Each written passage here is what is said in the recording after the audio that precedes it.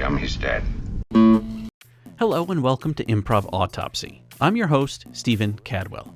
You're listening to part one of my interview with actor, director, producer, playwright, and improviser Jay Hopkins. Jay was my level 3 instructor when I was taking classes at SAC and is responsible not only for teaching SACtors, but talent scouting on occasion as well. Jay also ran his own theater for a time, the Jester Theater, which specialized in comedies. Jay has a great stage presence, and my question about on-stage version of an improviser versus their everyday life version of themselves stems from my experience watching Jay and others on stage and learning what it means to play myself as a character. Jay has story and narrative in his blood, which is something that you don't always get in a short-form theater and is part of what makes SAC so special. Jay is a fearless performer and a chameleon on stage who's made a point of being both an everyman and everyman. When you play with Jay, you can be sure of two things. You'll be surprised and delighted by his offers, and you'll be supported by someone who is a master of weaving coherent stories from seemingly incompatible threads. Please enjoy part one of Jay Hopkins' Improv Autopsy. Hi, Stephen. How are you? I haven't seen you in how long now? I'm well. Yeah, I know. It's been a long time. You probably don't remember, but you were my level 3 teacher when I was coming through.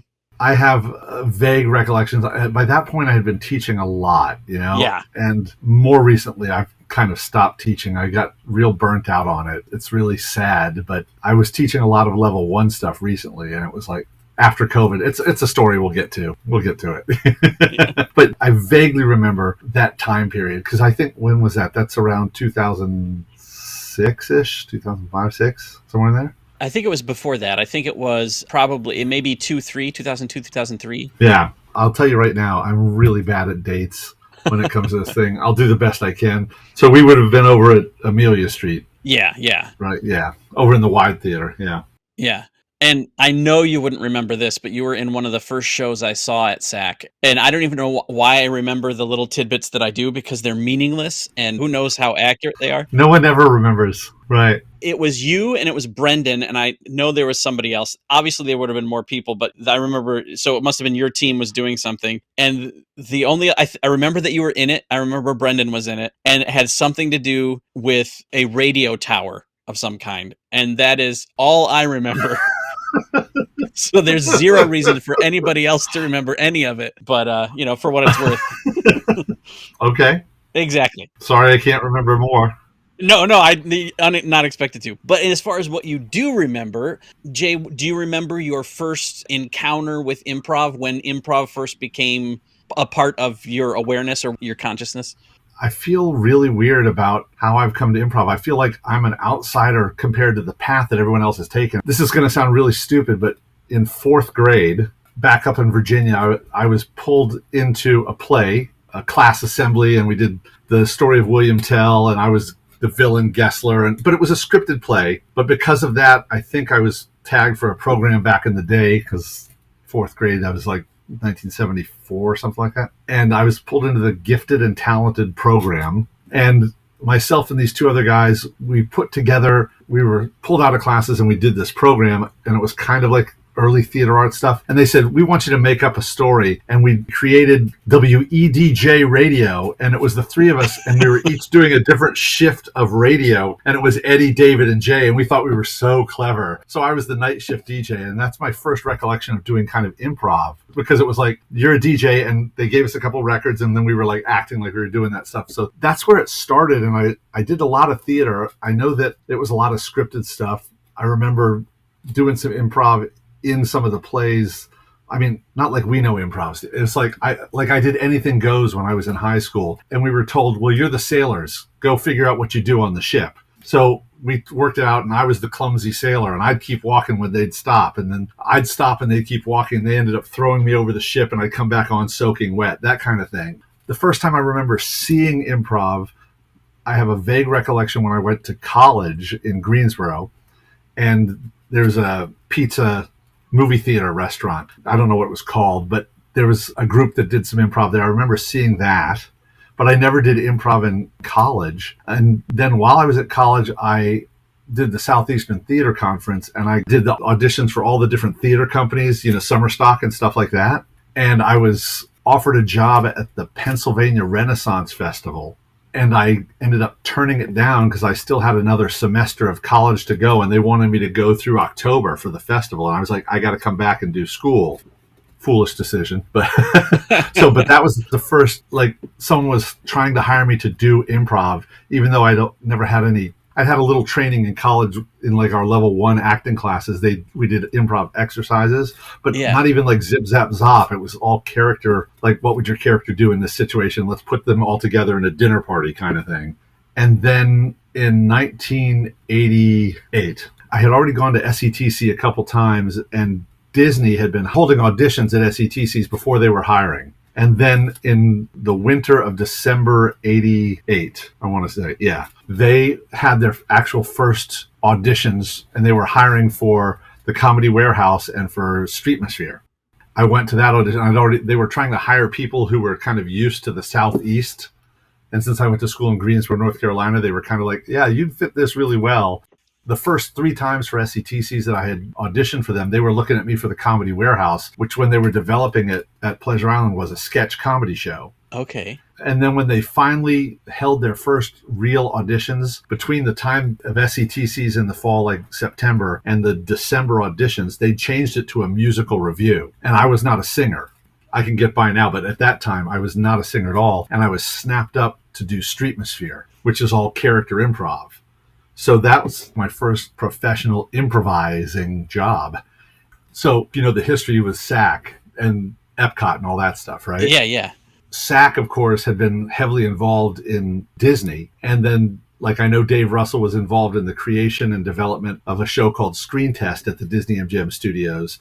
And they were developing character improv. Craig McNair Wilson was one of the early founders of SAC doing the Lamb's Players up in the Renaissance. And he was working with Imagineering. And he was part of creating the Streetmosphere program. He and a guy named Gary Izzo, who was the director of the Sterling Renaissance Fair up in New York. So they were the 2 main directors of Streetmosphere. And their whole idea was creating street atmosphere in 1940s Hollywood. We were on Hollywood Boulevard. So we came in and we had rehearsals, and we were assigned character types. I was first assigned, both the contemporary character was a map seller to the Stars Homes, and they actually gave me maps, and I was supposed to go around selling them. But we got to make up our own characters, and my guy's name was Randall McNally. So stupid. They had Hollywood starlets, and they had talent agents, and they had Hollywood police officers and public workers and things like that. And then I was assigned a street sweep to the stars. And the idea was that I was going to be a garbage man in Hollywood, and I had all this garbage was only collected by garbage of the celebrities. So the idea was like, guess whose toupee this is? It was semi-scripted, and it bombed instantly.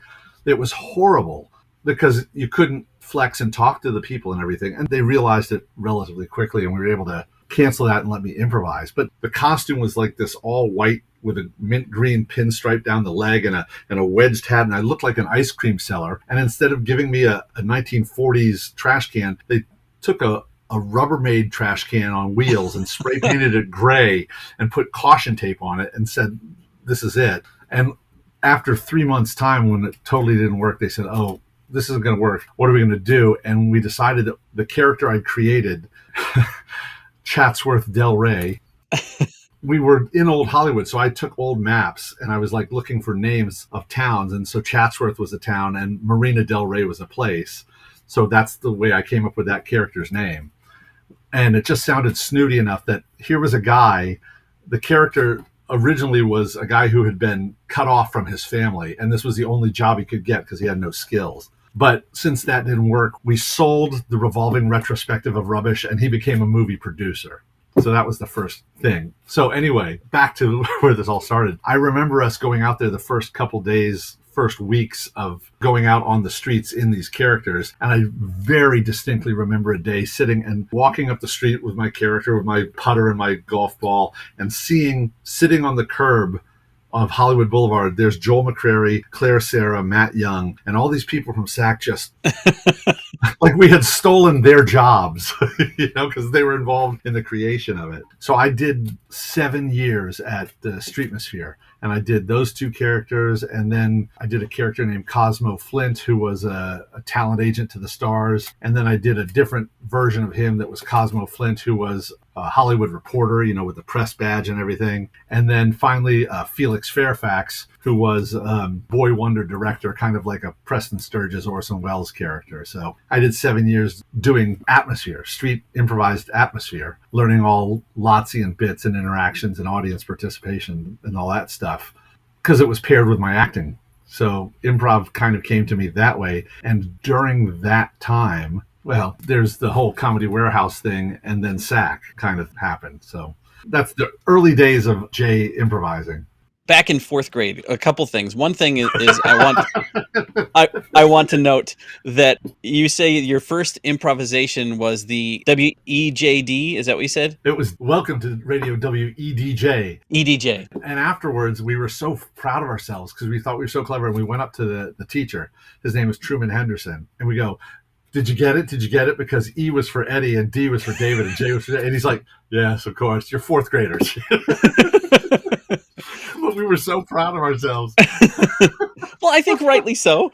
Well, So that was fourth grade. But Jay, the first thing I ever saw you in had to do with a radio tower. So you've been carrying that torch. it's my path, right? Yeah. I did radio in college too. I was a DJ. I was actually a DJ in college. I remember the first night I was on the air. It was WUAG, because the University at Greensboro. But I was in a play called The School for Scandal. And we did the Saturday night show, and it's a classic Sheridan period piece and everything. And I remember that the show got off at like 10:30. I got out of costume and I went downstairs because the radio was in the basement of the theater. And I went on for the midnight shift, having never done it before. And then the guy who was supposed to train me says, "Here's the carts. These are your commercials. Here's the wheel. Play what you want out of the wheel. Goodbye." And then I got a call an hour in from the guy who's supposed to relieve me and saying, "Can you cover me?" So I did this play after being up all day. I did the play that night. And then from midnight to 8 a.m. Sunday, I was like straight through with like, I was out of my mind. I was just like, yeah, we're going to play these songs, and I was like making up themes. It's like, oh, we're going to do all songs that are about fire. And I, look through the racks and stuff. So yes, I've been doing radio for a while too. Yeah. You didn't have a show that next night then as well, did you? That you had to... I had a matinee. Oh, did you? I had a 2:00 matinee. So I got done at 8:00. I crawled into bed and I woke up at about 12:30 and got to the theater around 1 again. So I got about 5 hours of sleep. Fresh as a daisy. Yeah, well, the part I had in that play, he was the maitre d' or the announcer, like, "Oh, welcome, Lady Bracknell Falafasan," and just stand there pompously and then introduce them as they came in. I was a very small part, but I remember, you do your part. Yeah. Yeah. So were you a theater major then in college? Yeah, I have a Bachelor of Fine Arts in Acting and Directing from the University of North Carolina at Greensboro. I find it so fascinating, your interviews of people who knew improv all along. And it's like, I found it through theater, and I feel like it's so weird that I've still ended up taking kind of this different path getting it. Because I grew up outside DC. There's a very kind of closed theater, and I was in the suburbs of that. And then I went to Greensboro, which is in North Carolina. I knew Saturday Night Live. I loved Saturday Night Live, but I didn't know where those people came from. I had no idea what Second City was. Didn't know anything about Chicago. I didn't learn anything about improv until probably the British version of Whose Line on Comedy Central, like everybody else, and John Sessions and Paul Merton and those people. And learning about that stuff. But didn't really know anything about it until somebody tagged me to try and do it because of my theater background. So I'm at Streetmosphere in 89 to 96. In 89, I was doing Streetmosphere with a guy named Jim Detmar. He was over at the Comedy Warehouse with Peter and Paul Vogt and Mo Collins. Paul and Mo both went on to do Mad TV. So Jim and Mo were seeing each other. Mo was working in Streetmosphere with us, and they came from Dudley Riggs up in Minnesota. I don't know if that's still there. It's an improv theater. It's called Dudley Riggs. And a lot of people came from there down to Disney and Streetmosphere. Jim decided to teach an improv class in 89 or 90, and myself and Paul and a couple other people took that class so we could learn actual kind of performance improv as opposed to just this character work we were doing. And because of that class, a fellow by the name of Tom Schroman was directing the Comedy Warehouse at the time, and he pegged Paul and myself and Peter to go sub into the Comedy Warehouse. And then they fired Tom Schroman, and whoever the new director was said anything Tom Schroman had to do with, hands off. So I never got into the Comedy Warehouse ever. I was that close to getting there twice. Did you ever even sub during that period? No, there was one night when they were trying something and I was able to take my character from Streetmosphere, Cosmo Flint, the reporter, and they brought me over to the Adventurers Club. And I spent the night in character there interacting with the characters I already had, but never got into the warehouse, not even once. So when you were doing the Streetmo stuff, Yeah. and even fourth grade to some extent, or when you were in college and your anything goes, were you thinking of it as improvisation? Were you thinking of it as we're ad-libbing? No. Were you thinking of we're just doing stuff? No, it was all theater. I was a theater major since fourth grade. It was kind of like I knew that I was going to do theater. I did a little bit of children's theater when I was in high school, and when I came back from college a little bit, I did outdoor drama at Blue Jacket in Ohio for one summer, which is, summer stock theater that most theater people do. And then the Wayside Theater, as soon as I was in my last summer of college, I had an internship there and we were doing theater and building sets and all that. It was all theater. And yet you go to SETC, the Southeastern Theater Conference is like every theater company in the Southeast that is hiring, they've got to get cast for their whole theater season of the summer. The 3 times I went, there were like as many as 60 different theater companies there. And it's a cattle call. And you go in with 20 people and you have 1 minute to do your monologue, a minute and a half if you sing. And then you wait outside. And then every hour or hour and a half, each company writes down the number on a board of who they want to call back. And it's all done at a hotel somewhere. And you go to the callback and you talk to these people and they're talking about whether they want to hire you or not. And then if they give you an offer, you decide what you're going to do for the summer. So I'd go there and inevitably, aside from Disney called me back 3 years in a row, but they weren't hiring yet. They were just saying, we're letting people know that we're going to. And I got, like I said, the Wayside Theater and the Blue Jacket, but I'd get calls from these Renaissance festivals. They tell you, this is character stuff that you'd be doing, but there's no scripts, we're making it up. So I got the calls. They saw it in me early, but I didn't really know anything about it more than what I'd seen on TV. And I had no idea how to get there. I always felt like by the time I figured out, I should have gone to Chicago if I wanted to go to Saturday Night Live, I was already almost 30. Yeah. I was already too old for that kind of thing. And it's so strange how you end up where you end up, because I remember sitting in high school, my senior year of high school, I'm sitting there and I'm doing 4 different theater classes out of 6. I have an advanced English class, but then I have student teaching, the level 1, the freshman acting class, the shop class, the show choir. I was on the crew for that. And then the advanced acting class. 4 of my 6 classes in my senior year were hanging out with my friends doing theater. It's ridiculous. And I'd be doodling. And I remember doodling thinking, one day I'm going to own my own nightclub/theater where we can show movies and do plays and have bands. And I'm going to call it Chaplains. And then I end up in this place like SAC that we can do what we want there. We can have a band come in and play if we want. It's really surreal how I ended up where I did. And then I hear what you guys do about, I was in high school and we had this improv troupe. And so then this teacher said this, and then I saw this, and then we all went to Chicago. And that's where we learned. And then there's heralds. After you go through the classes, everybody does herald teams. And then herald teams, they get assigned and then they perform and then they disappear off the face of the planet because one person said no. And it's like, what are you guys talking about? I don't understand how that works at all. Because like when I was at Streetmosphere, so I'm at Streetmosphere in 89 and I'm working there about 3 years in. I don't know how Dave Russell saw Paul vote somewhere. Maybe it was some show. Anyway, he invited Paul to come down to SAC for a workshop. And Paul said, I won't go unless you go, Jay, because I'm too nervous. I said, great, I'll go sit in with you. And I get there and Paul bailed on me. I'm sitting there and I know Aaron Schur from Streetmosphere. Aaron Schur later went on to be executive creator on Everybody Loves Raymond and some other shows out there. But so he was in Streetmosphere and he was performing at SAC. Dave invites Paul to SAC. Paul says, come with me to this workshop. Paul doesn't go. And I go to this workshop and it's me sitting there and like 20, 25 bohemian kids and teenagers. And a guy by the name of Mike is supposed to teach and he calls off sick and Wayne Brady comes in to teach. And so Wayne was my first teacher ever. and he's teaching Spoon River Anthology. He says it's 3 different monologues interwoven these lives somehow, but all the characters are dead and they're reflecting on their lives. And I distinctly remember one person running around hanging from the rafters in bike shorts for no reason, and then 3 girls, all of them kind of mumbling sadly about how they were raped and now they're dead. And I was like, what is this? It's like,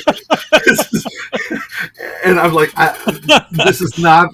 this is not for me. Thank you. No. And it took me months probably before Aaron said, please come back. And from that point on, that's when SAC was like, they already had kind of their ensemble, the people that I know and love and brought me in, which is Dave and Claire and Morgan and Joel and Dano and Matt Young and Jonathan and all those incredibly talented people. And they already had some, we won't call them apprentices, but the B team, there was Emily and Rick T2, and they had a guy who was always just their host. His name was Mike, and Moira, and Dee Baker was there. And then they were like, we need to get kind of a student program going. So they brought in some people, and I remember John and Chuck and Stuart and myself and a couple of the people. So we were workshopped and performing student shows almost immediately, and they had never had any intent of it continuing, but there was no reason to not let us continue. And there were some people that came and went, and those shows were chaos and mayhem. And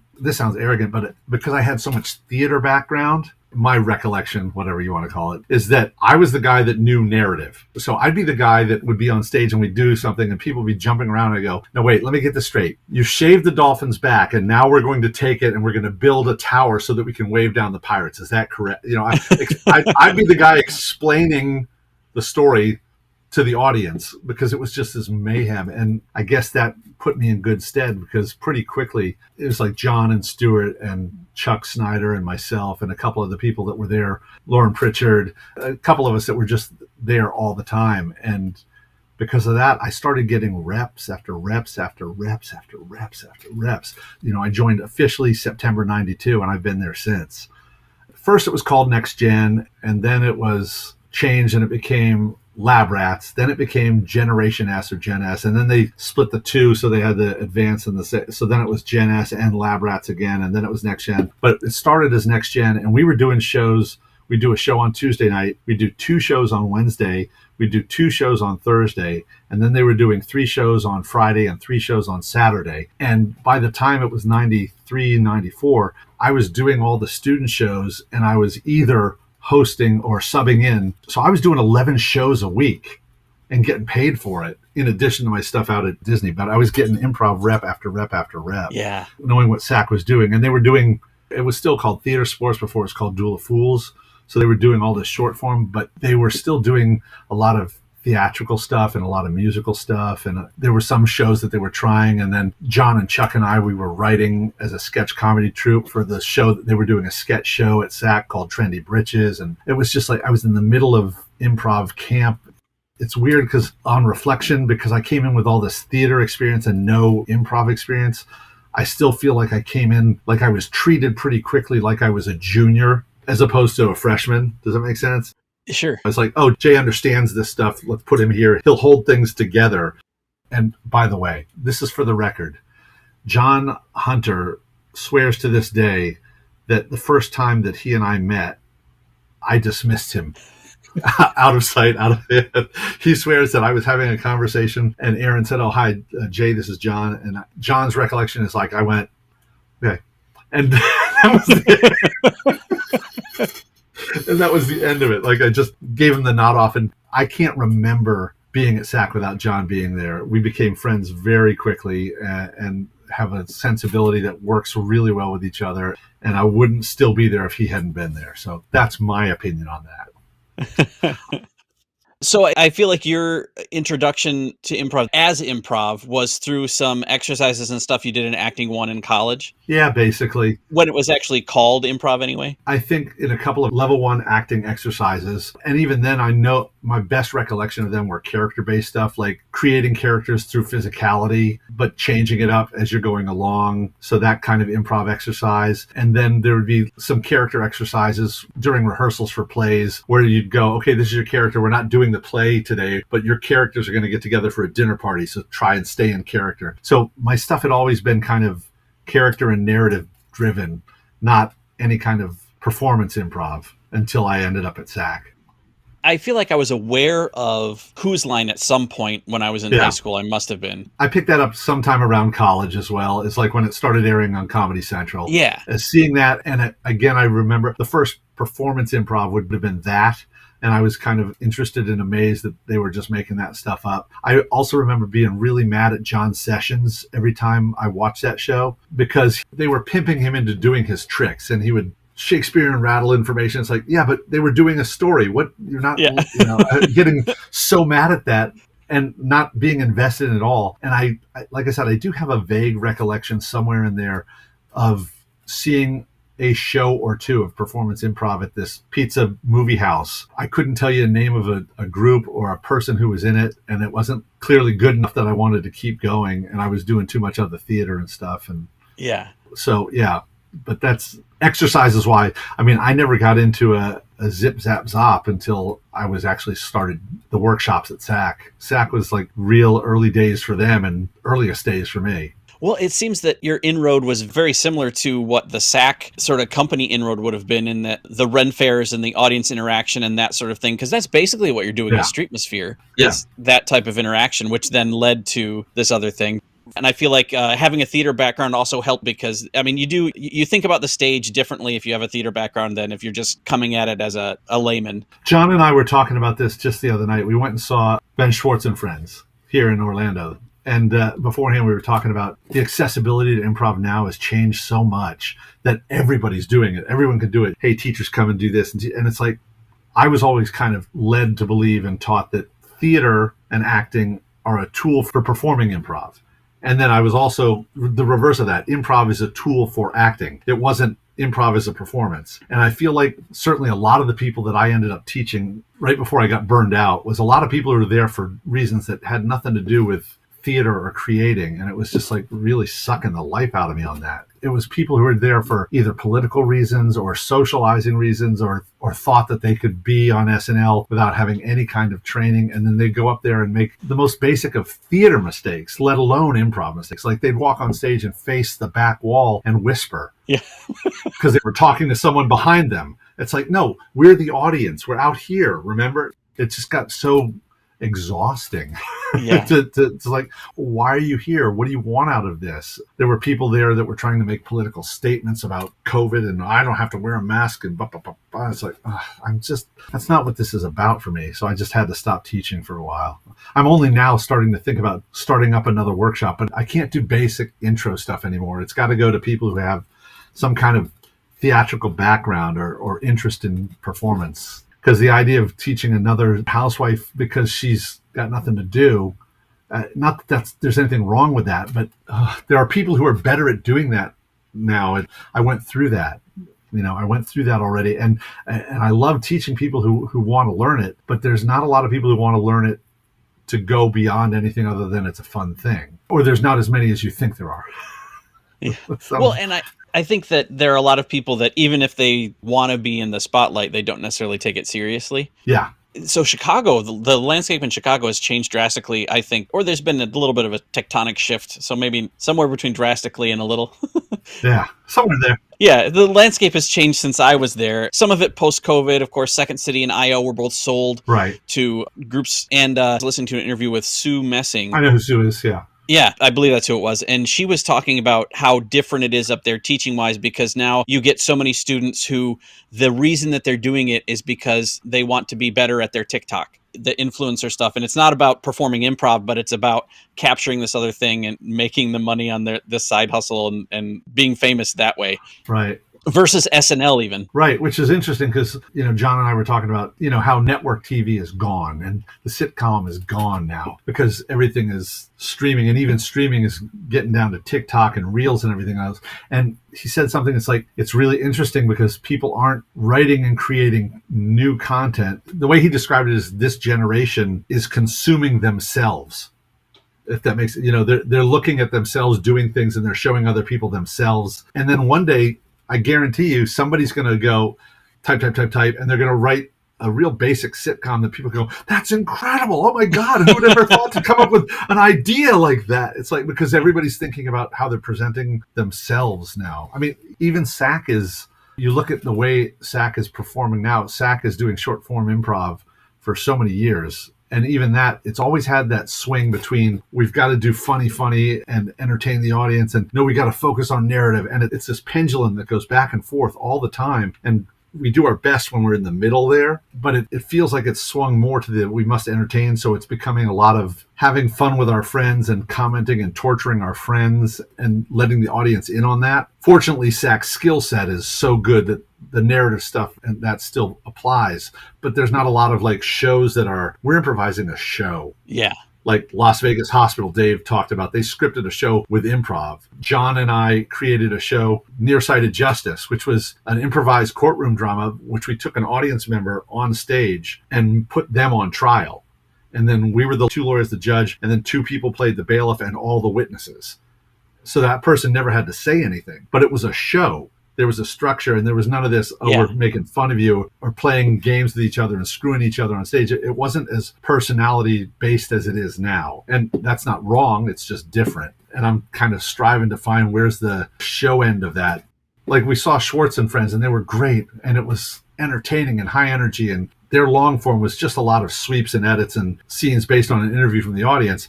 But it was also screwing with each other and making them come up with puns on the spot when you knew a guy didn't have one. I said, no, give us the pun for the Disney drink. Give us the pun like this one. And they'd go, but now it's and they were toying with each other. And the audiences love seeing that. And SAC does a lot of that. When you're playing games with your friends and they can see it's fun. You look at like the stuff on Dropout. It's a group of friends playing with each other. There's that personality thing going on. But there's a little bit of like, where's some production value? Where's some don't break character, stick to it, improvise a show. Like, I will never forget. I produced the first Fool Fest in 2001 for SAC, and it was a comedy festival. So we had magic and sketch and improv and stand up. We had a whole bunch. And that's the first time I saw, have you ever seen Bass Prov? Yes. Yeah. So I saw Joe Bill and Mark Sutton came to that, and it was on Amelia Street, and I saw them do Bass Prov, and I lost my mind because it was just two characters, two suggestions, 45 minutes, two guys sitting in a boat, and they wove in the two suggestions, and they had their characters, and they didn't break character. If they were screwing with each other, it was to inspire the next part of the scene. It wasn't like winking to the audience. They were in it, and it was a show. And I was like, oh man, this is, and not that SAC had not done some of that kind of thing beforehand as well, but this was just like what you can do if you allow yourself to do that. And I heard you talk, I don't know who you were talking with, when you add the element of we're running a theater and there has to be a certain amount of income versus what we want to do artistically. The income thing becomes like, oh, to keep our doors open, we're a for-profit company.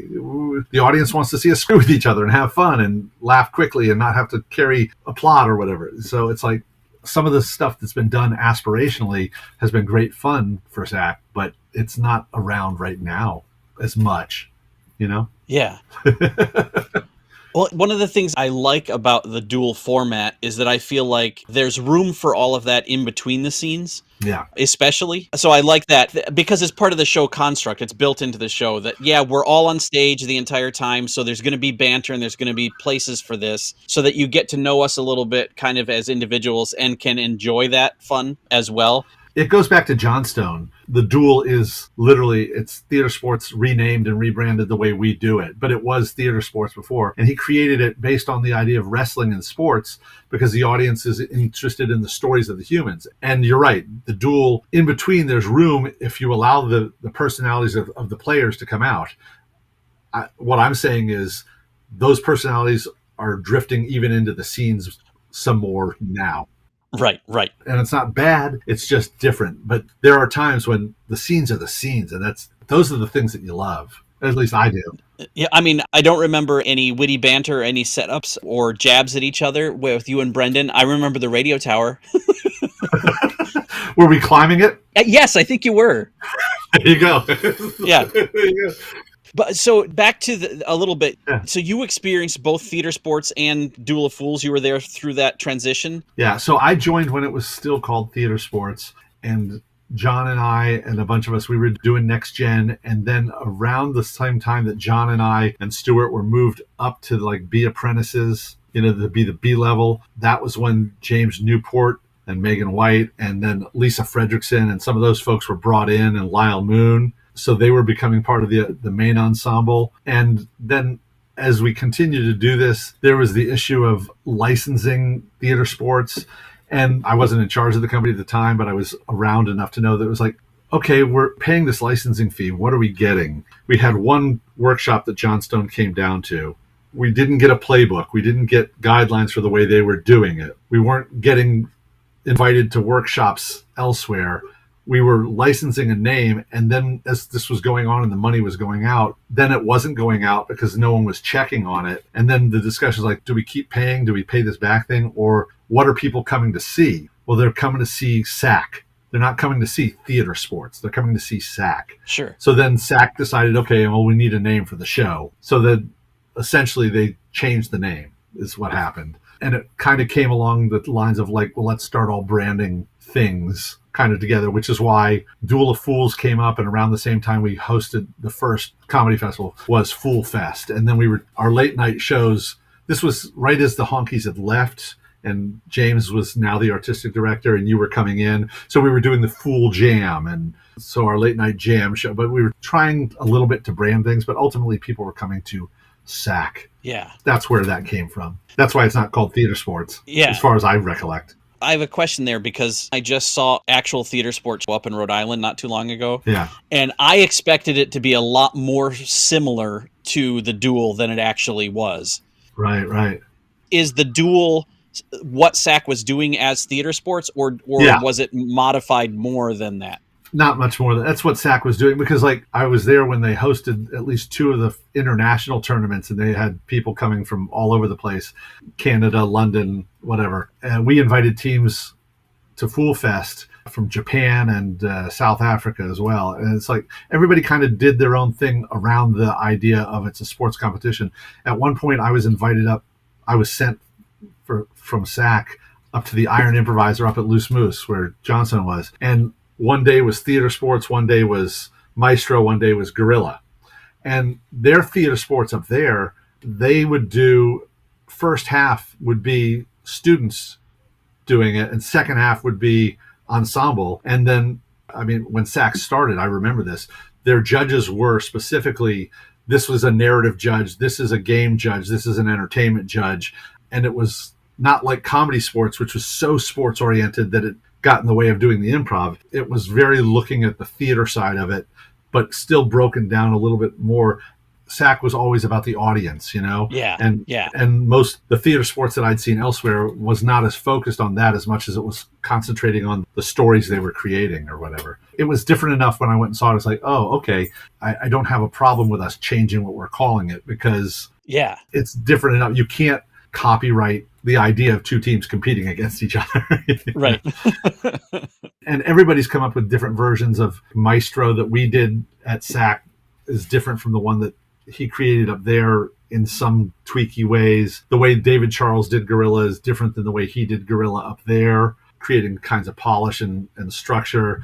We played a version of, you'd know it as the Brawl, but before that, you might have been around when we were doing War in the Next Gen format, where everybody was teams and it was a bracket down to that. When I was still running Next Gen, the whole argument about like, you need to do your thing and talent will out. Everyone's like, I got to be on the weekend. I got to be the weekend. It's like, do this well and we'll see you. Quit trying to do that. Do this well. So we actually, I don't like saying it now anymore, but I created the King of the Hill structure specifically for that group, because the idea was we wanted to give people playtime, but we wanted to have a quality sense of show. And at that time, the skill level of the performers was so varied that you could mix them all up. But if anybody had a hot hand, they would get more stage time for the audience. So it works really well if you have a mix of talent levels, because then you still get a quality show and you mix talents and get younger students with more experienced students carrying the weight, so it balances the show out. It's moved into the ensemble and it's 5 people instead of 7, or if it's 7, but they're all the same level. So it's this weird rotation thing. And it was also designed around the concept of we've got a time limit. I mean, the sound effects used to be from the show 24 with that ticking clock. Yeah. And that's all gone. Nobody even knows what that is. So it's like the show has turned into this thing where it's like breeds an unhealthy competition between performers trying to get stage time versus just doing the show, So there's good and bad things about any structure out there. And I think it's okay to shelve one now and again. Yeah.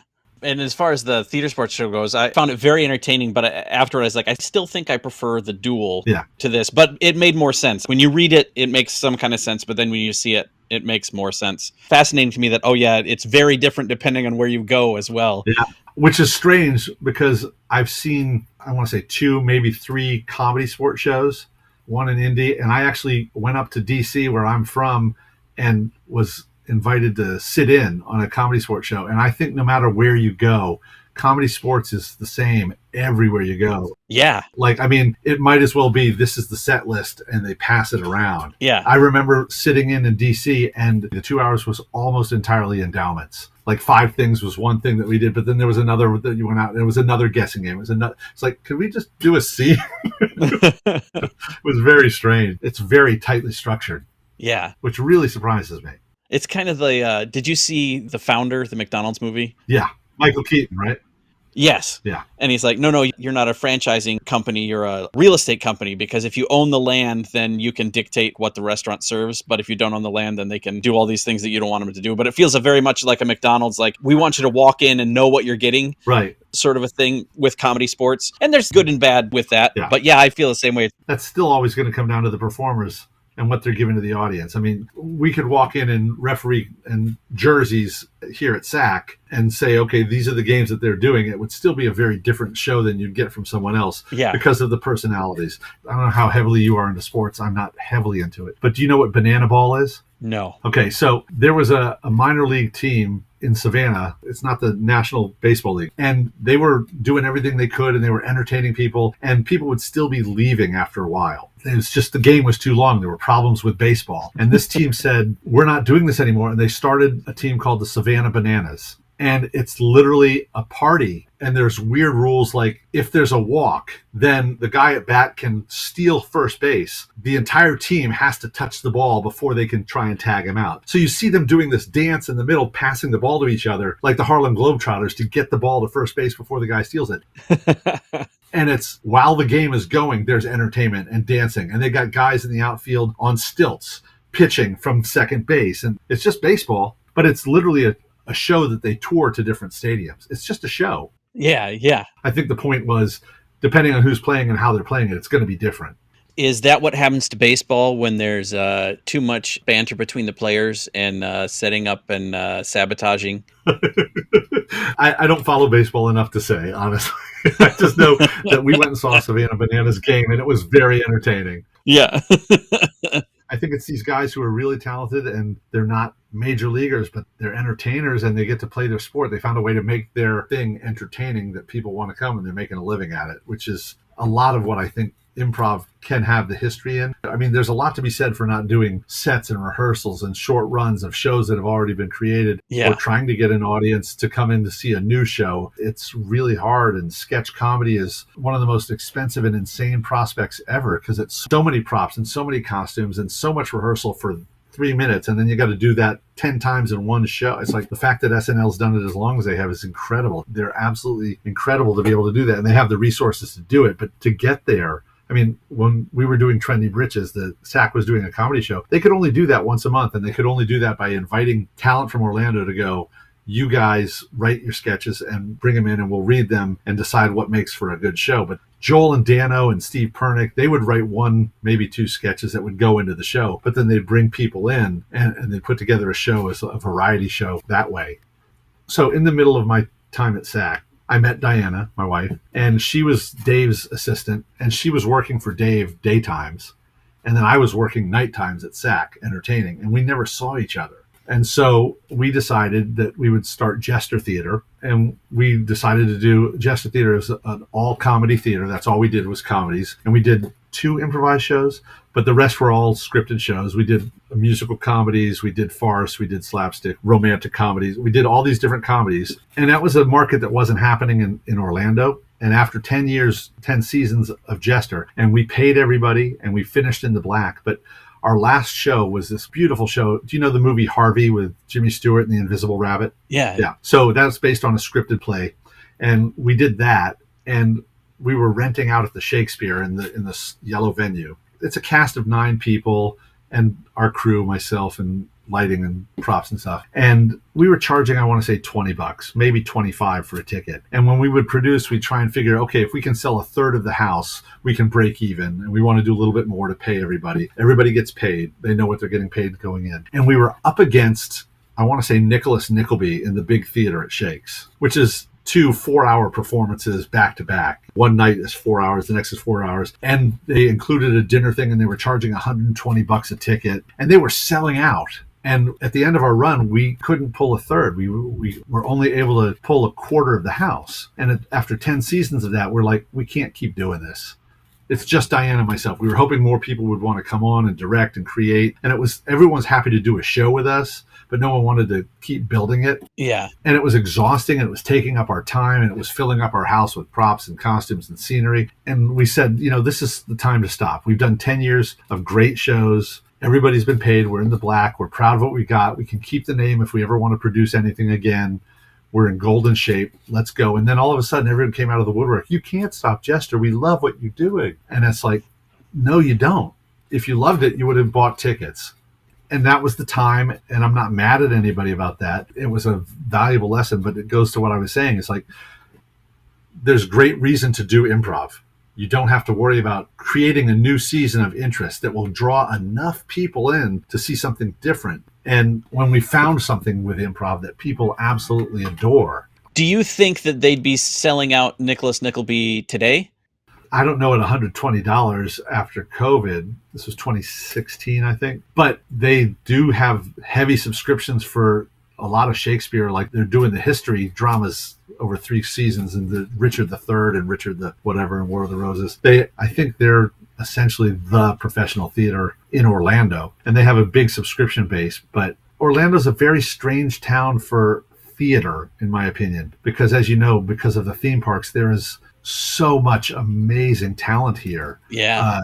Gifted performers, singers, dancers, writers, performers, actors, directors, and the theme parks allow that talent a sense of security. I'm able to afford a house that I live in and I have insurance, so I don't have to worry about that. And the hours are such that, I have the greatest schedule in the world. I work Monday, Tuesday, Wednesday, Thursday, like 9 to 1, and I'm getting paid 32 hours for that. So I have time on the weekends to do SAC or to create a play or a show, or the evenings to rehearse something. And not everybody has that schedule, but there's enough people here that if I was working a night on a Saturday and they needed me at SAC, I could get myself covered. Or if I was scheduled at SAC, vice versa, and they needed me to go at the theme park, which pays way better, I've got people that I can have fill in for me at SAC. There's so much great opportunity. The tricky part in Orlando is that I think the audience doesn't understand the opportunity they have here. Is that fair to say? They go, well, this is safe. And the theme parks,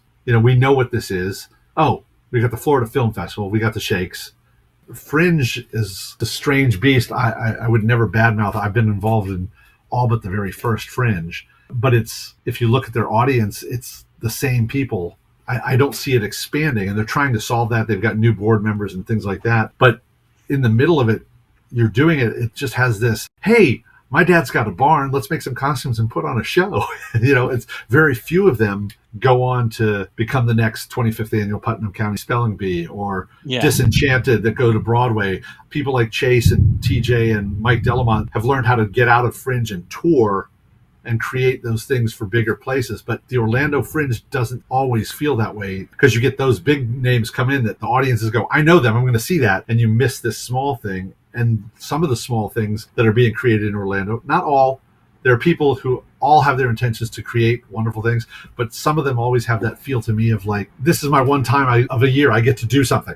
It's like, no, that's you can do more, And who am I to talk? We did Fringe Family Feud for 4 seasons, at Fringe. there's no groundbreaking entertainment there, so it was time for us to step away, make room for somebody else who's creating. There's great people out there who are really trying and pushing stuff out there, and I want them all to succeed. I don't think the issue is the creators. I think it's the people somehow getting the audience in Orlando to realize there's more to be seen. Yeah. It's weird. All that goes back to, so what SAC does is they do the thing that they know that works because they've got a business model that's a for-profit company, and audiences old come back to it and love it, and new come to it because it's a safe option that they don't have to invest a lot of. This is Shakespeare kind of thing. It's amazing that I don't know how many theaters in America are for-profit improv performance theaters that are paying people to do it. I would bet it's very few. I think they're doing it down in Sarasota, but they've got such a huge patron base down there that they've built an extra theater for that. I'm sure that Impro is probably doing it out in LA. Is there an improv theater that does strictly improv and pays all their performers as an ensemble in Chicago that you can think of? Because how does it work at I.O.? I believe it's still the same. And when I was there, you paid for classes. You didn't pay if you were playing, because a lot of places were like, we'll rent their space to anybody. So you could put on a show, but you'd be paying to put on the show and then possibly getting income that way if you were renting the space. But that would be true of anywhere you rent space. But that's self-producing. Right. So at I.O., if you're on a Herald team and you're playing at I.O., you're playing. That's it. There's no income, but there's no cost either other than your time. So if you're on a Herald team. But so that's I.O. going, oh, we've selected these people to perform, and we're going to make money off of that, but they're not paying you. They're giving you experience time, right? Yeah, and that might be different if you're on one of the big name teams that have been around for a long time. I don't know how that works. But yeah, if you're just on a Herald team doing a Herald night, then that's what it was. And I don't think Second City has anything like that. They have some groups that perform. They would pay their main stage, of course, but I don't think they pay. There's no one else getting paid unless you're part of a composed group. The touring company, but again, they're not necessarily doing improv. They're doing sketch. That's been great. I have to tell you a story about Second City. So years ago, I went to visit the House Full of Honkies out when they'd moved out to L.A. Joel and Claire and Dave, they left SAC and they moved to L.A. to make their fortunes, and they were performing as a House Full of Honkies. And first thing, I went and saw them perform, and mind you, they're incredible. They're my idols. I see them to this day, anything they do. I'm so thrilled and astounded with their work and what they're capable of. And I went and saw them do a show, and there were, we'll say 8 of them, maybe 9 of them on stage, and they outnumbered the audience in LA. There was like 7 of us in the house, and I was watching this, and the audiences in LA that I had seen, because I saw a couple other shows while I was there, the audiences weren't there to be entertained. They were there looking for talent or looking for the next thing. So you're performing for people who aren't there to laugh and have a good time. They're looking for something. Yeah. They're taking mental note. And it was so strange and disheartening. And same visit, I talked with Joel and Claire at a bar after a show or whatever, because everyone said, Jay, you got to move to LA. You got to move to LA. And Joel was the most honest with me about it. He says, if you move to LA, you're going to be living the exact same lifestyle you're living in Florida, but you'll be living it in a higher tax bracket. So you'll earn more, but it'll cost more. So it won't be any different, except I decided you'll be performing for people who didn't want to be entertained. And then I went with another friend of mine who was out there at the time, and we went to Second City. They were still out there. And it was their closing weekend. Second City, LA was closing. And the first night we went there, and we went just for the improv set. We saw them finish their sketch show, and we were up in the balcony. And then they came out to the front stage, thank you for the show, and now we're going to do an improv set. And they got an easel, and they took all these suggestions. And they were taking suggestions for 15 minutes and writing them all, and said, okay, we're going to go backstage, we'll be back. They go backstage for 20 minutes. They came out, they did 2 sketches that they said were improvised, and they were improvised. One of them was an English as second language class, and they used 2 of the words off the board that they worked that in as, this is the word that we're teaching you. It was a very short set. It was like barely kind of squeezed in. It's like you went backstage and figured all that out and did that, and it ended. It was like, that was really weird. It was like, where was the improv part of it? It seemed like they planned it out. And this is what disappointed me, is we went back the next night, and it was closing night. And Richard Kind was there, and Catherine O'Hara was there, and just all these famous people had come out. And it was the end of the sketch show, and they came out and said, okay, we're going to get some suggestions, and we're going to do some improv, and we're going to do some classic sketches. And then they went and they wrote stuff down on the board, and they were backstage for 30 minutes, party night, drinking back in the green room, whatever. They came out, they did 2 improvs. One of them was English as a second language, and they put in 2 of the words from the and then they ended the night. It's like, what is going on? And that was my exposure to Second City, like in person. Before I'd gone up to Chicago, I was like out in LA, and I was like, what is this? I was very strange thinking that Second City was this mecca of improv. Yeah. And that was my experience to it. I was like, I must not know what's going on. It was how I walked away. And because of those things, I was like, I'm going to stay in Orlando because I love performing for people who want to be entertained. I get to do what I want to do. I get the opportunity to create at SAC different shows. I've created different formats that have worked and some that haven't, but we have the opportunity to play and have an audience that keeps coming and keep finding new audience when others drop off. But it's like, LA is not the scene for me. Not that Orlando is the mecca of theater entertainment like New York or even Chicago is, but certainly what we found here is a really wonderful corner, you know? Yeah. Yeah. And I think you already said it, but wonderful in the fact that there are so many extraordinarily talented people in Orlando as well. Oh my God, so many. I think Orlando gets overlooked a lot in that regard, but it is filled with super talented people that just don't want to deal with New York, Chicago, or LA. Yeah. And don't have to, because there's an income here. It's really hard. When I started in Streetmosphere, Craig McNair Wilson said to all of us, look, you're going to be here doing this job for this theme park that we're opening up. 2 years, you need to leave. You need to leave. You're going to get comfortable. You're going to have insurance. You're going to have income. You're going to have a house. You're going to be, it's good weather. You need to leave. And I'm still in Orlando. I was at Streetmosphere until they let me go after 7 years. And I ended up at Universal, and I've been with Universal 25 years now. And I went back to Disney during that time as well and did another 7 years. It's a wonderful safety net that's not stopping me from doing the other things that I want to do. It makes it possible. So people badmouth the theme parks, and they've done it to me. They let you go because someone else will fit your costume for $10 an hour less. That's happened to me a couple times, but they've also allowed me a wonderful life. Yeah. Yeah. Okay. Speaking of Chicago. Yeah. I talked with Megan, and I asked her about this as well. But you went to Chicago Improv Fest, with James and Ryan. Yeah, it was the 4 of us. We went to the Improv Fest and we performed it. I want to say is at the Athenaeum. Yeah, Megan and James Newport, myself, and Ryan Smith. It was a great time. We had a fabulous time, and I think, speaking on behalf of myself and the 3 of us, and on behalf of SAC, I feel like we crushed it that year. I feel like we were like a big surprise for a lot of people in Chicago. My recollection is there was a lot of heralds, a lot of teams that were doing a lot of the same kind of thing, and they were very proud of themselves. And our attitude was, we're going to come in here, because we'd been told before we got there that short form was really looked down upon in Chicago. I don't know that that's the case, but at the time, that's what we had been told. And I don't know how we ended up on the big stage as opposed to one of the smaller stages, but we were on the big stage, and our attitude was, we're going to go in and we're going to crush this bug.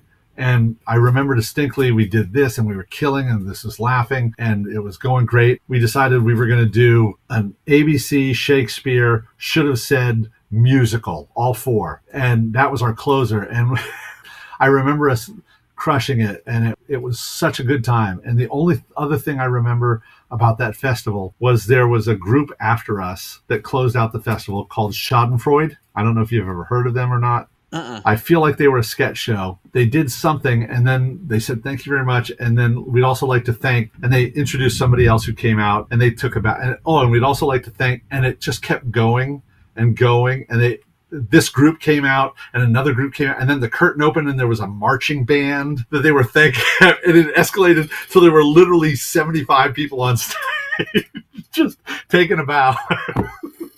That's the other thing I remember about Chicago. It was a great time, and it was very interesting. But I don't remember so much of the other performers, because I know that we were all kind of like, come on, let's go. Yeah. What did she say? Did you go more than once? To the festival? Yeah. No, SAC never went back to Chicago as far as I know. I know that we went that one time. Okay, because this is what she said. So you developed a musical show that you were taking up there, okay, but your musical director could not go. So you were given somebody that had never played music for you before and maybe had never done music for improvised singing before, and it was a real hindrance to what you were trying to do, and she afterward didn't feel great about it. Oh, wow. Well, I can understand that point of view as well, because Megan's a magnificent musical improviser. She's so talented. And we had done several different formats at SAC. We had done Quad A, the musical, which was an improvised musical based on, we would find two people from the audience that improvise that they were composers and music writers and improvise a song from their childhood and improvise a dance suggested by so-and-so. And then the second half would be the improvised musical of their creation. And we did the Seven Faces of Cinderella, was Cinderella done in all of these genres. Musical was one of them. SAC has a big history of music. And so if that's the actual truth of what happened, and I don't doubt it, I certainly wasn't and have never been the strongest singer at SAC. I was terrified to sing, and I've learned over time how to start speak singing and then character singing. I'm a competent singer now. Yeah. But it took me a long time to get there. And so I was probably, if that was the case, probably like relieved, and we ended up doing short form. That would probably be my filter of the whole thing. But certainly she's a much stronger singer. As you well know, there's a thing with improvisers too. It's like, this is what we're doing and this is what I'm comfortable with. And if that changes, the anxiety levels go so high. It's one of my frustrations, because I just want to go out there and go, let's try this. When I'm hosting, I don't want to tell the players what they're playing. I've hosted enough to know I'm not going to give them things that they can't do. Yeah. I want them to think on their feet, because I know they can. I don't want to give them challenges that are impossible. I want to give them things that are challenging, but still I know for a fact they're capable of. And certainly there was a time where people were like, I never want to do anything unless we've workshopped it and figured out how to make it funny before we put it in front of an audience. And it's like, I don't function that way. It drives me batty. And when it comes to the host telling us what the shows are ahead of time, I try and not bring it up. If somebody asks, I'll say, well, this is what I got planned, or I haven't planned anything yet. I have lied on 2 occasions saying, I don't know. And went out and just, I show them a blank page and I haven't figured it out. I'm figuring it out on the fly. I've done enough hosting to know what makes good shape a show and what people's strengths are, that I'm able to create a show on the fly. But if somebody else is saying, well, this is, anybody want to know what the show is? I'll say, I don't care. And if they say, are you good with this, this, or this? The only time I'll ever say, no, I don't want that, is if it's like, oh, we want to do a column scene and we also want to do a hesitation scene, which is the same thing. It's just one's from 2 people on the, it's a still fill in the blank from the audience versus 2 people on stage. I don't want to do the same game back to back. That's the only time I ever, if anybody says, hey, you're going to do a word at a time story, then you're going to do moving bodies, then you're going to do he said, she said, and you're going to finish with Tugman's Moon. If I don't know what Tugman's Moon is, I'm like, fine, let's go. Let's play it. I'll just ask you to set it up. I still get that. What are we going to do? Okay. I remember doing Next Gen with John and Stuart and those guys backstage, just having that butterflies in my stomach nausea, because I was so used to scripted theater and having to do improv and not knowing. I was still had the nervous stuff. I don't get that hardly at all now. So I love that idea of like, I don't want to know till the last second if I can avoid it. Yeah. Well, that's one of the things that Richard said that totally surprised me, is when he said that his first group was, they said, do a musical. And they were like, okay. And I was like, what? You didn't know ahead of time? That is so amazing. I love that about Richard. Richard's the guy right now more than anyone. I don't know how I know how he does it. He's single and has the time that he's able to go, oh, this is happening here. This is happening here. I'm going to go jump in this. I'm going to create that. I'm going to go to this festival. It's like, I got a dog here. I got a wife that needs attention. I've got a job I have to go. I can't jump to all these different groups wherever they are. I love watching Richard just continue to try and find new places to improvise. And when he comes into SAC, his spirit is so open about just, I'm willing to play. I love that so much about him. Yeah. I just talked with Charlie Downs as well, and he was lamenting a little bit the loss of, it might just be called Game Lab in the playbook, but it's where you get the title from the audience and you make up the rules on the spot. Yeah. Because we were doing that a little bit. Yeah, they've rewritten it again since Stuart and I wrote it. But yeah, I think David Charles is calling it R&D. It's just make up a game, whatever it is. I love that idea of like, okay, give us something that we have to do. Give us a name, make it up. There's so many games in the playbook that used to be standards that are just people don't even think about anymore. I grab it. It's like, why aren't we doing this? Why aren't we doing radio play anymore, Stephen?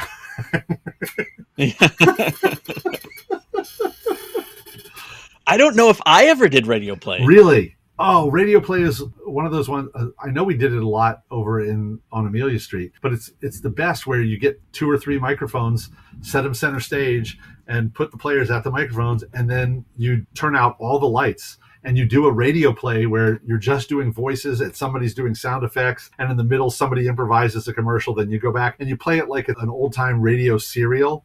So the audience has to picture it and hear the sound effects. And it's a really great game for listening reasons and for picture painting, scenic painting, because it's all only what you can hear. It's really fun. With all the ASMR stuff online, you'd think this would be a perfect time, right? for bringing that back. But I also feel like this is you carrying the DJ torch. It could be. As well. It could very well be. Anything radio. Were you around? It was at Amelia Street where we did a Christmas show at SAC called WXMS.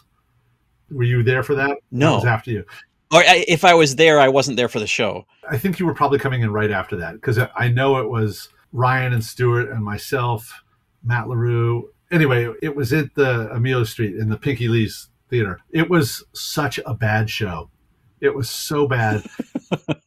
We got reviews because we did script and show, and it was so scathing that Elizabeth Maupin, the review said something. It's like, these incredibly talented people have gone well beyond their reach. It is impossible to say. They're nowhere near brilliant, and it should never even been broadcast. WXMS should be off the air permanently. And Stuart, who was directing it, in order to lift our spirits, came in with a new poster that said WXMS ... brilliant ...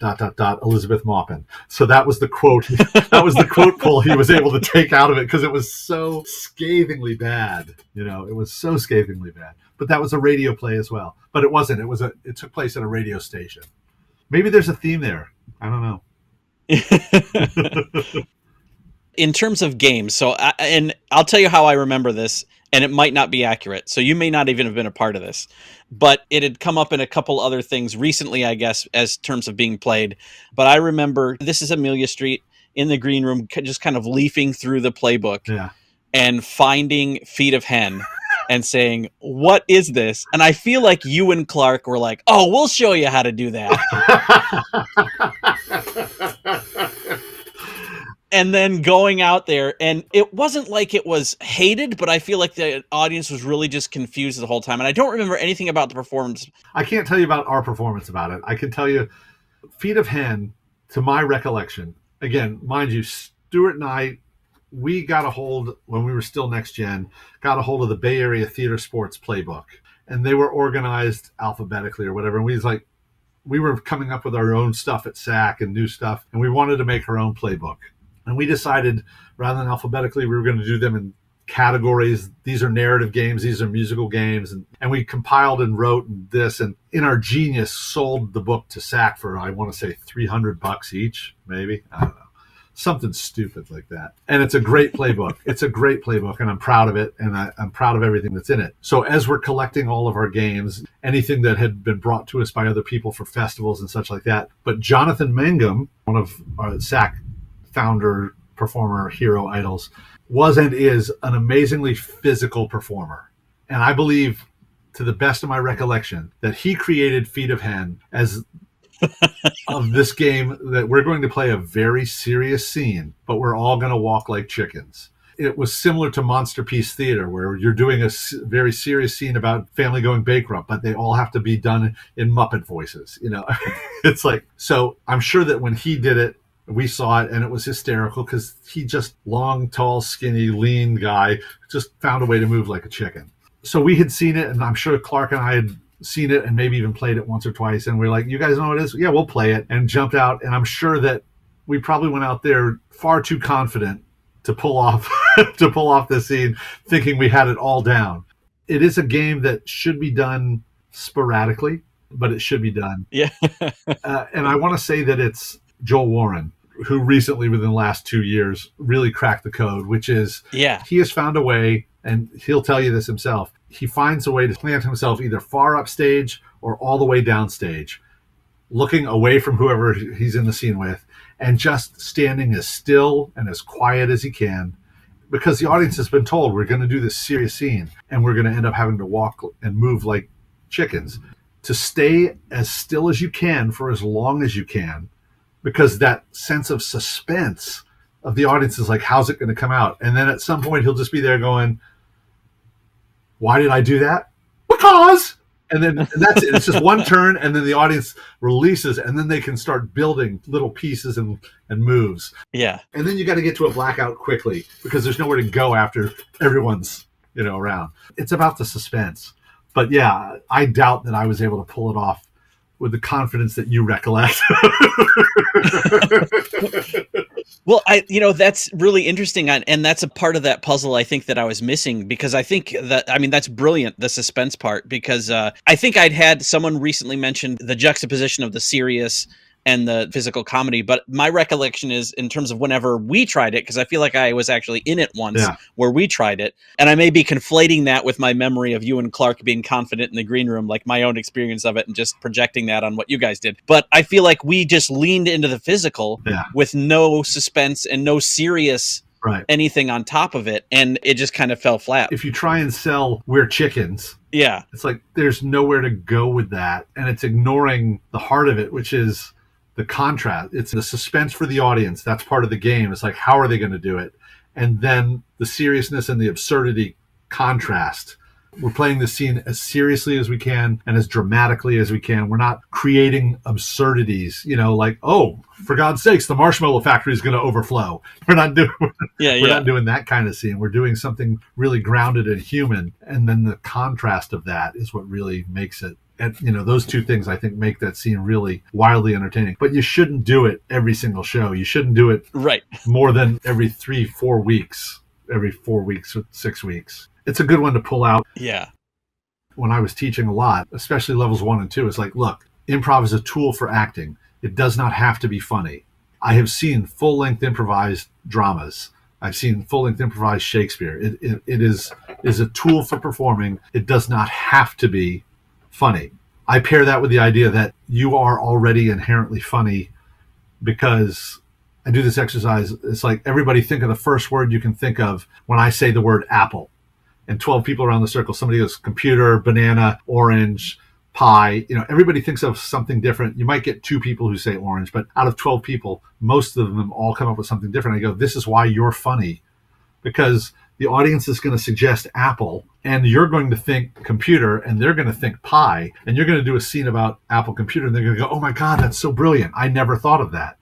You're already funny because you think like yourself instead of someone else. Yeah. You don't have to try and be funny. And that's why you don't have to worry about it being dramatic. And I think a lot of people, and I can't speak to Chicago because I haven't been there through the systems there. And my training's all this acting stuff. And I've leaned towards comedic acting. In college, it was me and my best friend, and he would get cast in the dramas and I'd get cast in the comedies. It's just what we look like and stereotyped, and what our timings, our natural abilities were. And I can't cry on command and things like that, But I think the nature of improv as a performance, there has to be something silly in there, unless you're setting it up right from the very beginning that this is actually going to be a serious piece. I mean, even the dramas that I've seen improvised, a good drama has that release of, oh, I can relax in this moment. I can still cry heavily and be serious, but there has to be something in there that adds a little levity in there. I saw Impro Theater at the Sarasota Improv Festival. Ryan Smith,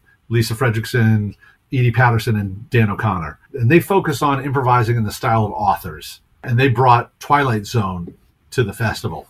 And they were doing Rod Serling. So they do all the research and practice of rehearsing in the style. And they're improvised Twilight Zones. They did 2 of them. There was nothing like hysterical or absurd about them. They were really great suspense, sci-fi, morality twists. I mean, they were compelling and fascinating, and it was great. There still had that moment of levity because you knew they were making it up, but the majority of it was set up as, we're doing Rod Serling. This is sci-fi. This is serious. This is moral, and with this twist of where's the surprise, the secret door. And so you had that suspense built in at the very top. You didn't have to have the yuckamucks. But unless you have that set up at the beginning and you're watching people go, we're making this up, there has to be something in there that's got levity or fun in it. And I think the serious ones even have that unperformed, in that the audiences enjoy seeing them challenge themselves to do that. Yeah. and they're having fun doing that. So even if they're not going ha ha ha ha, or this is a wacky face or a wacky walk, you see that performer go, they're having a great fun digging into that and really trying to do the best at it. So the fun is watching them love what they're doing. You have to have that in there somewhere for this to sustain an audience, certainly, to make it real fun and crafty and artsy and what it can be. Yeah. I heard your question about group names, and I kept trying to think if I could remember any group names. And sadly, I only know three. The one was the group that I was in, Unit 44, that was Gianni and Charles and myself, Darren Vierday, Brendan, and Matt Sewell, the six of us. And we had 2 pages of names that we were trying to come up with. And it was all based on the idea that the Upright Citizens Brigade, Exit 57, there was a lot of kind of combat-oriented names that were being really successful. So we were like, how about Unit? How about Squad? How about, and we came up with Unit 44. It just had a good ring to it. And then the other 2 I remember, I think Miami has a group called Just the Funny. But the one, yep. And then the other one that I distinctly remember, it was at the Sarasota Improv Festival. Their group was Pimprov. Yes. They came out as pimps, and they were those are the names that I remember. And then, of course, just sitting in the green room making up bad improv names with Brett and other people is a great joy. Yeah. And you just know these are really good and these are really bad, so they're so bad that they're good.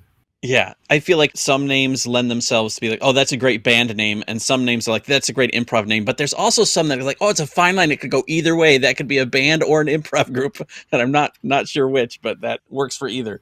Right.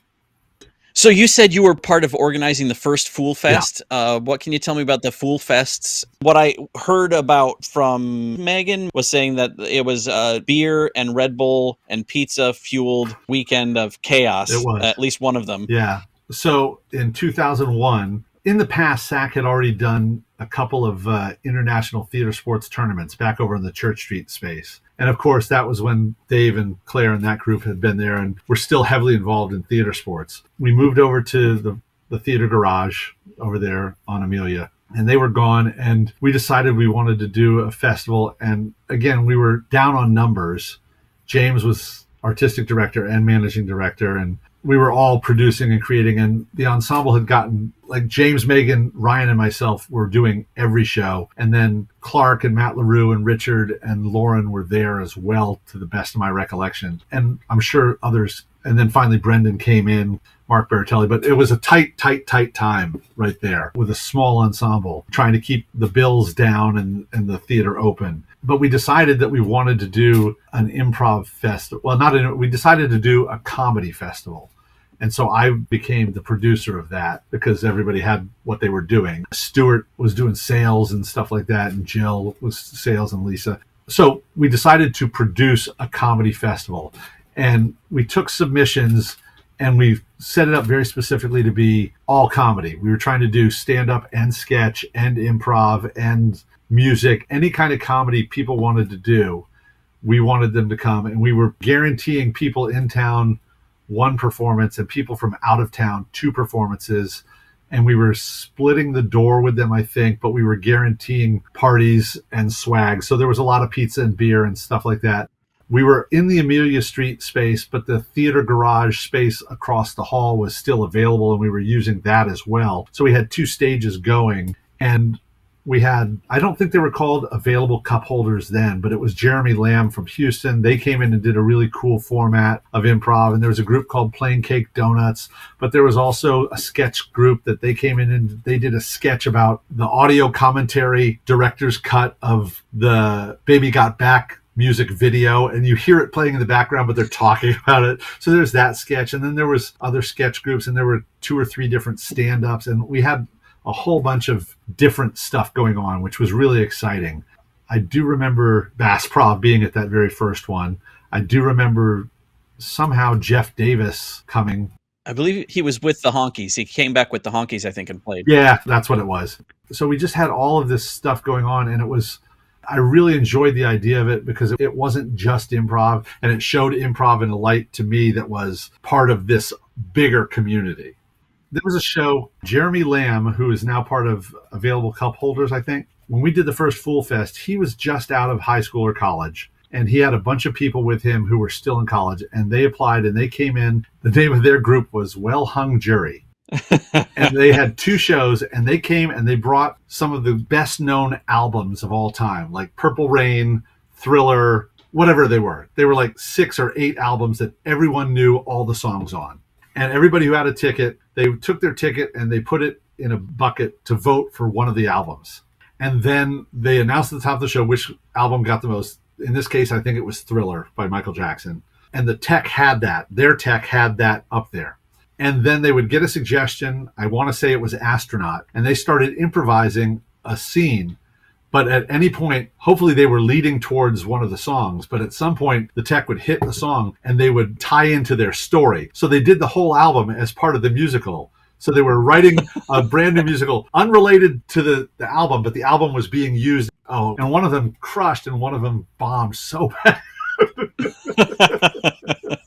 It was a fun thing. Yeah. After that, the second year, it was harder to produce because funds were tighter, times were harder. There was inside politics of who's in charge and who's not. And I remember lengthy meetings going on about, well, we need a logo. It's like, we don't need a logo. We need to get people interested in coming to this festival. And it was a good time to have a festival because it was winter time, so people from the north could come to where it wasn't as cold and all that kind of thing. So there was a lot of design issues and stuff that had little to do with the organizing. The first year, I still have paperwork of, Wanda Kenton Smith's advertising firm getting us coverage through news articles and all that kind of stuff. So it had good turnout and everything. So by the time the second one came out, like, we lost the comedy and it became an improv festival. Not that that's bad, but it was just like it lost a little chaos in there for me. And then the third year came out, and for whatever reason, I was like, I'm already doing this, and this for SAC right now. If you want me to produce this festival, I need this much more money. And SAC just didn't have it, so I just didn't produce the third festival. And I think Matt Sewell was the guy that ended up producing the third one. And it seemed to me to kind of fizzle as opposed to grow. That's nobody's fault. It's not anybody who was working there. It was just a case of time and resources, which happens with any venture that you get involved in. It was the same thing with my theater. It's like, it came to a point, we'd done 10 seasons of shows. So we toured over to Germany. We performed down in West Palm Beach doing shows for Jester Theater. But it became a case of Diana and I were doing so much work and we're not getting more resources to help us do it. It just became a bigger burden to carry without some assistance around it. So I think that's what happened to Fool Fest. But the first Fool Fest, it was a delight of chaos because it was also one of those things where it's like, I'm producing this festival. This is what I think it should be. And this is what we can offer. And I didn't know what I was doing. I was just like, let's get people in here and tell people that we're doing this thing and hopefully audiences will come. Yeah. And that's what it turned into. I mean, I do a lot of that. Let's produce it. Like, I remember one year we were part of Fringe while we were at Amelia Street. And I had heard that they did a late night soap opera up at the Edmonton Fringe. I said, we're going to do a late night soap opera. So we created one called Soapfully Yours. And it was the last show every night in the SAC venue. And it was Josh Flom and the Them guys and us and anybody that had been involved in the Fringe felt like coming and playing. And it was, the evenings were just like, well, I never even saw their improv soap opera, but we're doing it. and we did it. That might have been the second soap opera we'd done at SAC. Yeah, because the first one was Varicose Vein, which was very fun, but had some problems because I don't think we trusted it enough to not rely on short form games. They got thrown in on top of that stuff.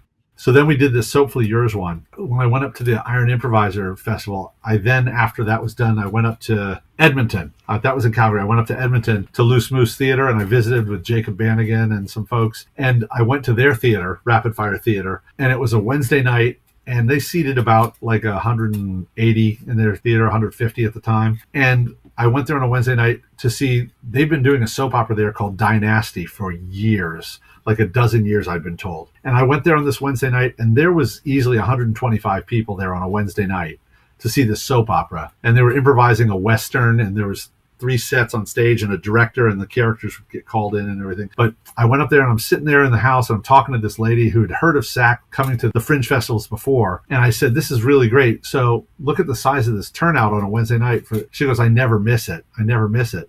And I talked to the bartenders and they go, yeah, we usually pull this kind of house on a Wednesday night for the soap opera. And I go and talk to that lady who was sitting across from me in the aisle. I said, this is great. Do you also come and see theater sports? They're here on Fridays and Saturdays. And she goes, what's that? She didn't even know that there was another improv show there. It was clearly a different audience, even though several of the performers performed in the theater sports. So I was like, we've got to do a soap opera down at SAC. So that's how we ended up doing Foolish Hearts, which was the one that I directed for 2 of its seasons for a while. It's one of those, like, I have an idea, I see a little bit, let's make this kind of thing happen. Were you able to find an audience for Foolish Hearts in the same way that they'd found that one for Rapid Fire? I don't think we did. I don't know whether it's a case of marketing. SAC was really tight at the time that we were trying to produce this, but we did end up doing 3 seasons of it. District of Desire was one John directed. Foolish Hearts, I directed the first one. We all rehearsed a little bit, coming up with characters, and decided to do it in a Hollywood movie studio. So Bob DeRosa was the auteur director. Megan White was the star.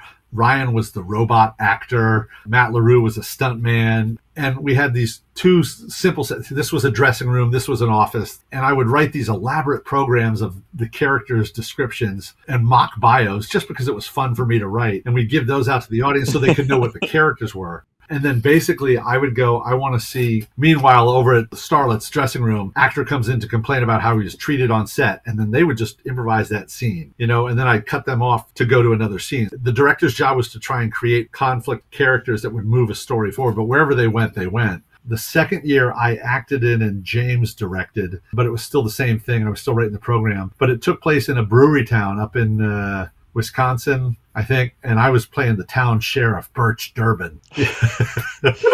And Brendan was in that one, I remember. So I think there was a 3rd season, but I think it was one of those things where it was real hard to get an audience because there was like inconsistent times and stuff. But they all ran it at least 12 weeks. So some to larger audiences, some to smaller. But yeah, I think for me, because we have the Duel of Fools and King of the Hill that are so set on the weekends, I personally love trying aspirational things that are going to do more with our improv. We've got that part down. Let's continue to grow. Because I didn't go take long form classes in Chicago, but I've done long form. I had a workshop when we were in Chicago. I learned the Armando up there, and I've seen Herald structures diagrammed, and I've played Heralds, and we did long forms and cut twos and all that stuff. You played them just because you wanted to play them, whether you knew what to do with them when you guys did the early show. We were doing that before as well. Yeah. It's like there comes a point where you go, let's just try something. So I remember seeing a sketch in Trendy Britches once that was just people who were there auditioning for a community theater show who clearly had no point in being in theater at all. I remember it was just being horrible. It was a sketch scripted, but I said, we need to improvise this. And so we did audition many times. And I brought it back a couple times where, we have the ensemble come out and improvise an audition with me or whoever directing them through an audition for whatever nursery rhyme the audience wants. Hickory Dickory Dock. Okay, great. So we get everybody to audition and we let the audience playing the producers vote who's going to be the butcher's wife, who's going to be a mouse, who's going to be mouse number 2. And then we come backstage and then second half, we improvise the musical rehearsal so they can continue to be bad and I can direct to steer them till we get through it's one of the most fun formats ever because they get to choose this character and continue to play it. And it's that playing with each other, but still trying to drive to a nice finale. Yeah. And again, it's like I saw a sketch and knew that there was a format there and just make it happen. Yeah. I love that. I loved when Mike brought in Invasion. Yeah. I thought that was one of the most fun ideas. There were problems with it from an outside improviser coming in because we had to come up with 2 characters and 2 sets of costumes for one performance. It's like, oh, geez, so annoying. But it was fun. I remember the first year I came in and I really wanted to play Philip Marlowe or Sam Spade, film noir detective. But I had to come in with the second character. So I came in with Dracula. oh, okay, fine. And the audience voted Dracula. Yeah. And I had 3-4 capes and all that stuff. And I had a great time doing it. But I was like, oh, I really wanted to play a film noir detective. So the second year they brought the show back, and I said, I'm going to come in as a film noir detective. And I was like, but you got to bring a second character. I was like, okay, no problem. I'm going to be this guy in high school was the quarterback, and now he's grown up, but he's still living his glory days. And no one's going to want to see that. And everyone voted for him. So I had to play this whole show of this guy who used to be a bully and a quarterback, and he's trying to live his glory days. And it's like, oh, come on. So I never got to do Sam Spade, but I was tired of bringing in these costumes. So the third year, I said, I'm coming in. And they go, you only brought one costume. I said, yes, I'm going to be playing the Terminator, but I will either be here to save Tiny Tim or to kill Tiny Tim. And clearly the audience voted for me to try and kill Tiny Tim, which was great fun. And then the last time I did it, I came in as Obi-Wan Kenobi in between Ewan McGregor and Alec Guinness. I was in between trying to save Eben Ezer, was Eben Dash Ezer. That was his Sith Lord name. So that was one of those really fun concept shows that I don't know. You'd have to ask Mike how well it was received in the long term. But it's one of those things, you can't give a show forever to draw an audience. Either it will or it won't. But you need to give, in my opinion, you need to give it enough time to find its legs. It's like if you watch any TV show, I'll watch 4 episodes of any show because the pilot is never what it's going to be. And the first episode is almost always exposition, explaining who the characters are going to be and what they're going to try and do with the show. The third episode's usually like, let's get started. And it's the 4th episode of just about any good show you watch. They either have it figured out and there's something interesting enough to keep going, or you know that they've got nothing there. Sometimes you get lucky and they figure it out earlier, but I'll give any show about 4 episodes. And I think with an improv format, you got to give it a little time, a couple months, because you're only going to get one night a week, one show a week. That's only 8 to 10 shows if you give it 2-3 months. Something like Invasion, it being a holiday show, you're limited in the run anyway, right? Right. Yeah, absolutely. There's something also about a show that has a limited run. If you treat it like it's a limited run, that has a certain appeal. Yeah. You can market it as like it's here for a short time only. Doing the Duel of Fools over and over again, there's something that you will have an audience for all the time, but it's hard to continue to get people. Those people want to see something different at some point, I think. And I don't think they will turn away from that. But in order to keep that interest of, will there be something new in this? If you show them something else over here, they can go, oh, yeah, okay, there's more to it than just that. Does that make sense? Yeah, absolutely. Yeah. Oh, and this is what I think you're saying, or if not saying, I don't think you disagree with entirely. There's a place for the duel, and there's a place for the duel in the season, but there should also be a place for experimental and other things that you can do and draw people that are coming to the duel to those other things because it's another offering. Yeah, I think so. I mean, Chris is in charge, and talk to him. He has a different idea of like, we'll put up any show once and see if it's got some legs. If it does, then we'll see about scheduling it in another couple months. And then if it got legs, then we might bring it back more often. That's how they got P. Sparkle to come in monthly.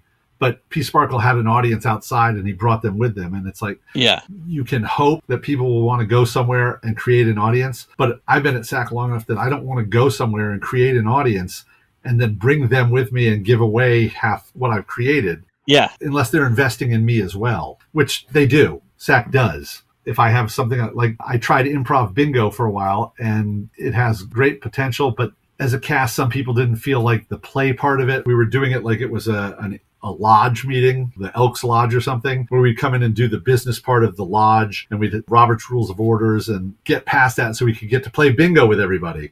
And then bingo was, you draw 3 numbers and each one had a different game, and the host caller would choose the game that would make the best shape of show. And you'd get through 2 bingo games that way until somebody won, and it was great fun. But some people didn't like the opening part where we came in and you're the president, vice president, secretary, treasurer, sergeant at arms. They just wanted to play bingo. And so I'm looking at restructuring that and just get rid of that and just get a guest caller, somebody famous to come in and be your caller.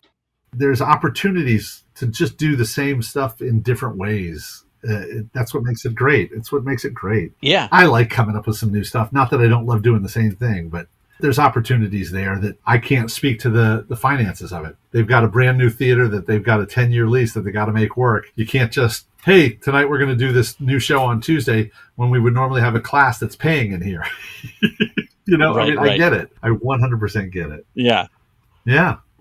That's it for part 1 of my interview with actor Jay Hopkins. Check out the show notes for some links or do an internet search for him. Better yet, reach out and see if you can coax him to come to your theater to teach some masterclasses. For a little more of Jay's wisdom and stories for free, listen to part 2. Until then, thanks for listening to Improv Autopsy.